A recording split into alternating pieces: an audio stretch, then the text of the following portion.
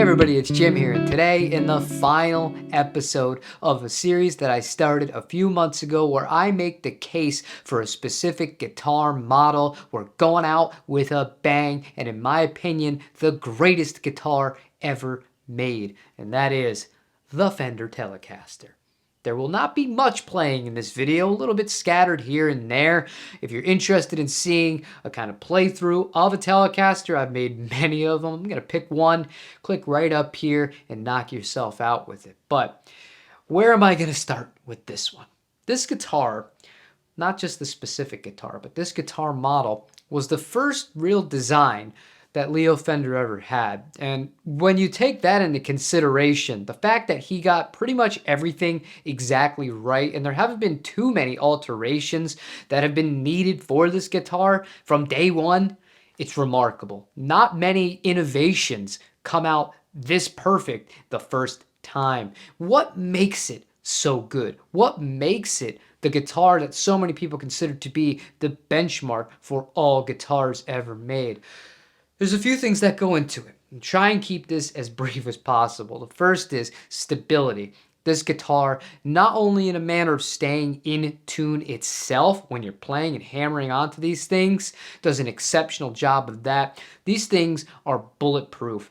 They can take a beating. These are not guitars you have to be super careful with kitty gloves on when you're handling them like some other guitars from other manufacturers like the one behind me. Fantastic guitars, don't get me wrong, but I've never seen a Fender Telecaster's headstock ever break, and it pains me to admit this, I've seen a few of them of my own fall off stands, both at the concert themselves and at home when I have not been the most careful. And on a traditional Fender Telecaster, it's one of the most simple guitars. There's not a whole lot to think about. You have a bridge pickup, a middle position, and a neck pickup.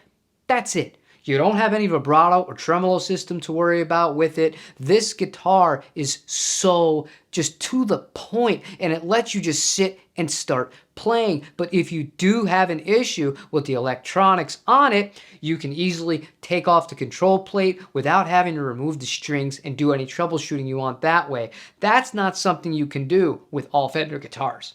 The simplicity of the Telecaster, both in the design and the ease of use, is definitely one of the more charming parts about it. However, there's not much simple about the grounds it can cover when you're talking about different genres.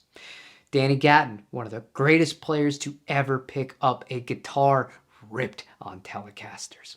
Think about Greg Koch, modern, same kind of thing. The man does anything as far as genre. You put him on the spot, he'll play in whatever you want, and he'll do it on a Telecaster. Jimmy Page, a lot of those parts from old Led Zeppelin records, people mistakenly thought were done on Gibson Les Pauls. They weren't all. A lot of them were done on a single coil Telecaster. Then you want to talk about higher gain stuff. You have people like, what's his name? El Jefe from NoFX playing a Telecaster that has EMG pickups on it. Yeah, not traditional Fender, but the guitar itself, just a Tele, it could do it all, man. Prince, I could sit here all day just naming off players. I don't feel like it's going to be that much more necessary. You kind of get where I'm going with this. These guitars just really can convincingly pull off so many different kinds of sounds in them. And throughout many years of personal experience and sitting in recording studios, one of the reasons why a Telecaster gets chosen is because of how well it naturally cuts in a mix.